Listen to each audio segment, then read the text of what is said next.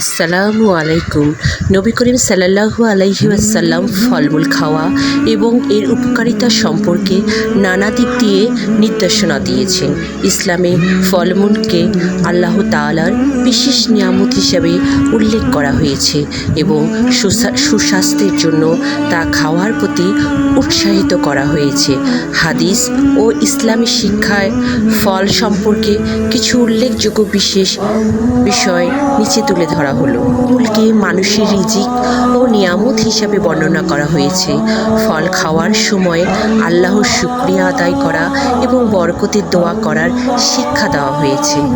আসুন আমরা শুধু ফল কেন, যে কোনো কিছু খাওয়ার আগে বিসমিল্লাহির রহমানির রহিম বলি, হালাল খাই, হালাল পথে চলি, পবিত্র 5 ওয়াক্ত নামাজ পড়ি, আল্লাহকে অন্তর থেকে ডাকি। ভালো থাকবেন সবাই।